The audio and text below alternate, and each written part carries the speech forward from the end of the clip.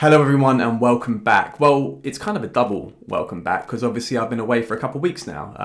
I've missed 2 weeks of videos for you guys. I don't know if it's a good thing or a bad thing. I don't know if it's a break from my rambling every week or if it's maybe you've missed me. Either one of the two, I'm happy to be back and I'm happy to be doing videos again. I had an amazing break. I had an amazing time in Italy. I got engaged, which was amazing. I keep using the word amazing. It was fantastic.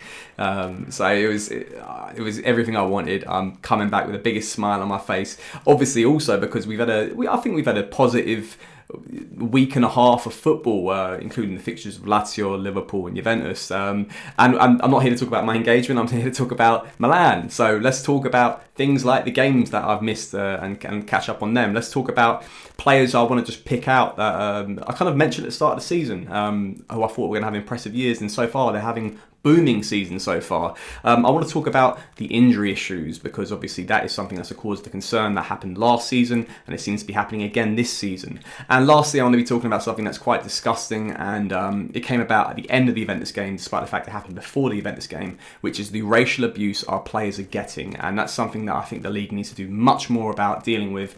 And whether it's putting punishments on the teams, just more than fines, because this is getting ridiculous and it's never getting resolved. All right, everyone, I'm not really going to break down the games, Lazio, Liverpool, Juventus. We saw the games. We know what happened. I'm just going to quickly give my opinions on all three games. The Lazio game was fantastic. I watched that in a bar in Sorrento, in an Irish pub. That was a fantastic game. It was solid. The clean sheet, which was so important. We just looked dominant. We stifled the Lazio attack, which looked so impressive the weeks before that. They pumped Spezia 6-1 the week before they played us. So, I was thinking at least we were going to concede one goal. But to keep them completely quiet on the attacking front and having us so dominant in possession, could have easily scored more goals. That was such an impressive victory. And as well, it just kind of goes to show you that having the fans back in the stadium means a lot for this club. And I think we're going to see our form, especially at home, improve a lot more than it was last season. Moving off that, which was a great win, the Liverpool game. I'm going to be very honest. Going into this game, I didn't expect a win. I didn't expect a draw. Draw at best, I'd say. But it quickly turned into a reality check at where we are as a club right now and where, the teams that we're playing in this competition. Liverpool are a fantastic side. They are a brilliant side. We can't ignore the fact that they won the Champions League a few years back. The season after that, they had a league winning season. I think they got like 100 plus points in the Premier League. And last year, really, they only had a fall off because they had so many injuries. When you really get their first 11 out, they're just one of the best sides in Europe.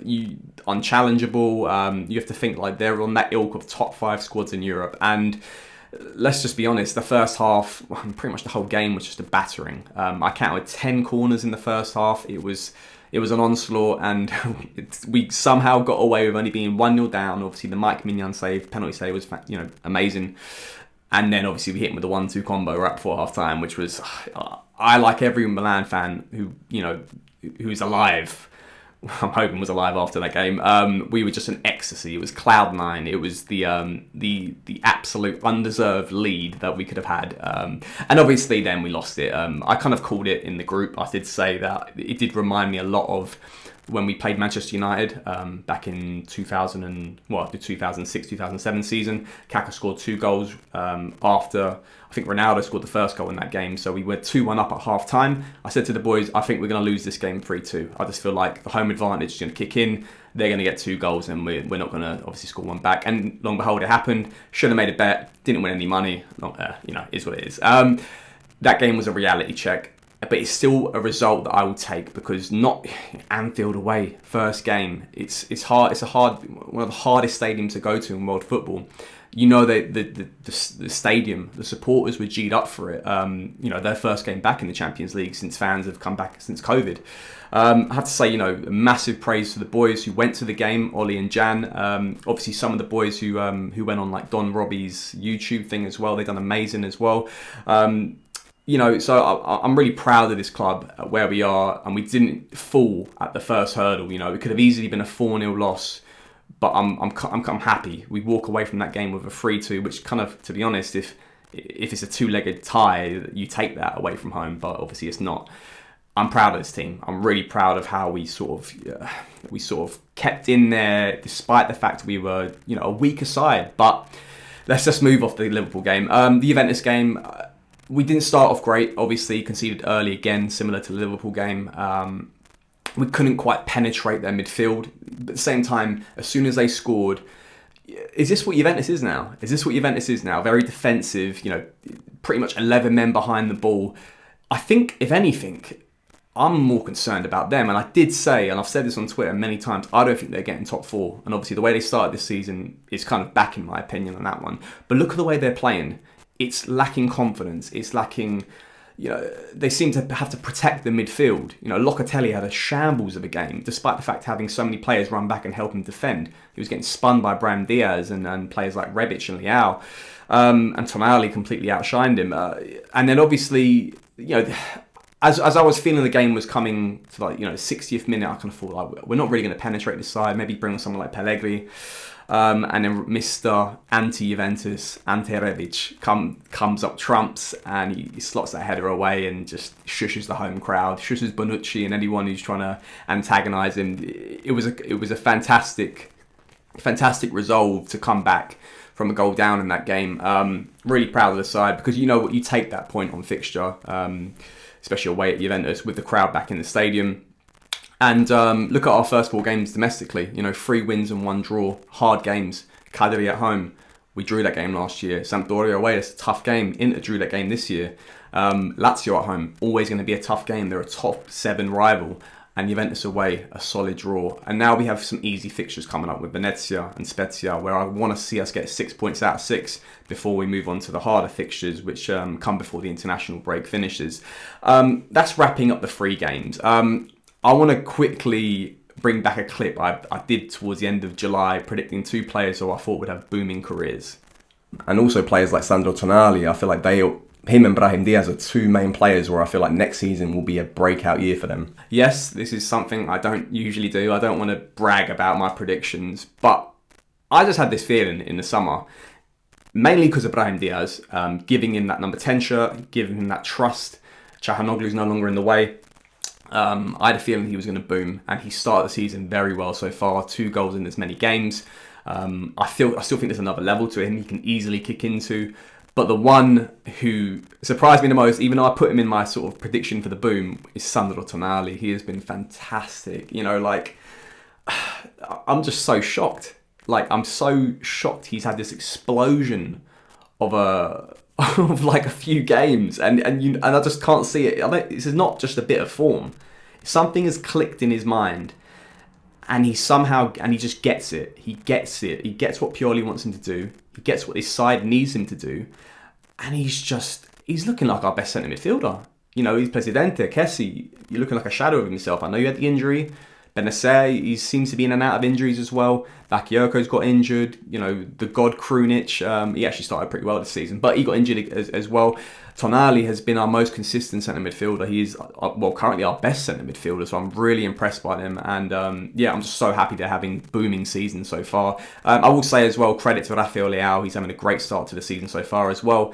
And Ante Rebic. Ante Rebic is someone who I've always loved. People have asked, in the summer, asked us to sell him and keep Hauger. I was never on that boat. I always thought keep Rebic. I love that player. He steps up in the big games. He's done it again this season, especially when Giroud and Ibra's gone down, and we'll come on to the injuries in a sec.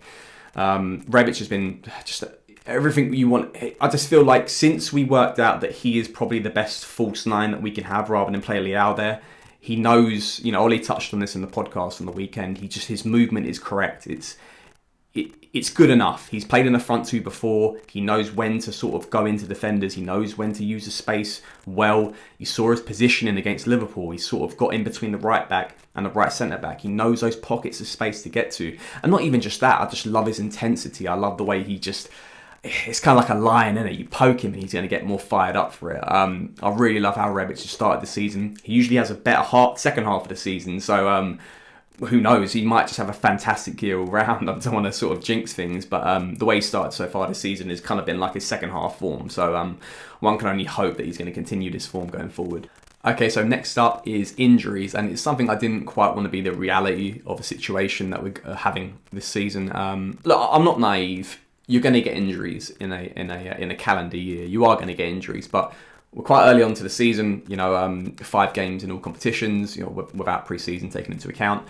And we've had a few injuries, and it just seems to be players in a similar position. It's the timing of them. It's a big cause for concern on what's happening here, and I feel like that's something that should have been addressed in the summer, because the injuries it hindered us last year, potentially winning the league. Obviously, we've added to the squad depth, which should allow us to deal with the injuries better, which is what we're seeing so far this season. But it's so much to the point where, when does depth kind of like run out because the injured, you have no depth on the bench because the depth's coming in to replace the players who are injured. We're a bit better off than last season, but it's just, there seems to be just a lingering issue that I just don't think's dealt with properly. I've peeled up the stats of the players injured so far and the games missed. Krunic 4 games, Bakayoko 3. Macias doesn't really count. I don't know what's happened to him. I think we bought his name, but not his body. I'm just joking. I know he's coming into fitness, but Ibrahimovic is just a consistent one due to his age. Calabria's missed a game. Kaya's missed a game. I think that's prior to his injury picked up against Juventus, so he's going to miss more games now. And Giroud's missed a game. It wasn't nice going into the Juventus game knowing that we wouldn't have Ibra, we wouldn't have Giroud, we wouldn't have Calabria, we wouldn't have Bakayoko, we wouldn't have Krunic. It seems the timing of it just seems to be so annoying, and I really hope that the coaching or the fitness team or whoever it is are just looking at what they're doing here and need to look after these players more, because I said that I feel like we can win this league, and I'm sure everyone's jumping on board at that now, because I feel like the way we started the season is very impressive, and domestically I think we have enough in the tank, unless the injuries cripple us, and that's really down for them, because it could be a season of what ifs if we don't address this situation sooner. There's only so much we can keep doing to address the squad depth. If it keeps taking out our best players, then what more can we do? So finishing up this video, I want to talk about the racial abuse that Mike Mignon received in the pre-match warm-up against Juventus. It was disgusting. I feel like I don't want this video to be like as if it's getting the news is getting worse and worse as we go along. I just feel like it's something I wanted to end on because it was the most important thing, and it's the most serious thing I wanted to talk about this week. As a club, I feel like Milan is the best club, the most modern and progressive club in Italian football when it comes to dealing with anti-racism. Just out of intrigue, after I saw the video about Mike Mignon, I checked on the top 7 clubs in Italian football's websites to see how they sort of post and they highlight that they're very pro anti-racism, and how they should encourage their fans to deal with just not being racist, basically. We have a page slathered with history of ourselves defending our players and how to act, how our fans should act. Our culture of a club. And I checked a few of the other sides. I couldn't find anything really on the Juventus website. I couldn't find anything on the Lazio website. And I don't mean to be poking holes at clubs, but I just wanted to highlight the fact that we are probably the most progressive side, with the most modern side of dealing with this. It's quite sad, because you think the amount of lack of money there is in Italian football, because investors don't really want to get involved. These sort of things don't help. These things do not help Italian football, the image of it. Who wants to invest in this league when we're seen as such a backwards and prehistoric league? We're a league that the Italian FA release paintings of monkeys to deal with racism. It's actually comical sometimes how they're so counter-effective at dealing with racism, and it goes down to the punishments that they even give these teams. A couple €1,000 fines or €100,000 fines, which in the grand scheme of things is nothing. They need to do more. They really need to do more. They need to either dock points, make it so that the fans who aren't being racist, and this is the thing I want to say as well, it's always the minority that ruin it for the majority. I'm not saying all the fans for these clubs are racist. Lazio did it with Bakayoko, and this Juventus fan did it against Mike Mignon. It's always going to be the minority. But the problem is, I don't see a lot of videos of people standing up to these people, these minority people, telling them to shut up if they hear them. And I think that's the way forward. once that minority feel like, you know, they haven't got the audacity to come out with such, you know, such racial abuse, that's when this is going to like be overcome, because there needs to be some sort of fear of them doing that, whether it's the, you know, it's going to be how they affect their club or how they're seen upon, you know, among their peers and their family, and you know, they could potentially lose their job from it. That's the way this can like move forward, because, you know, I'm all for taking the knee and promoting anti-racism and all these sort of things, but there needs to be harsher punishments. So I'm really interested to see what the league does with this one, what they do with Lazio Bakayoko's chance, what they do with that, you know, that fan, and potentially, you know, give something to Juventus, not points, but obviously some sort of fine, and so let's see how Juventus react to it, because this is a big moment in Italian football. 1 week, 2 fixtures where our players have received racial abuse. It's sickening. It needs to stop, and the league needs to do more about it. And that's all I'm going to say on that one. So I'm going to wrap things up, get rid of the negativity. I'm hoping that we don't go into the Venezia game and receive any more racial abuse, but I'm sure we won't. They seem to be a nice modern side. But what I do want to see is 6 points. Venezia, Spezia, 6 points. And I'm hopefully next week a much more positive news to end the video with, but definitely 6 points. So until next time, guys, it's great to be back, and Forza Milan.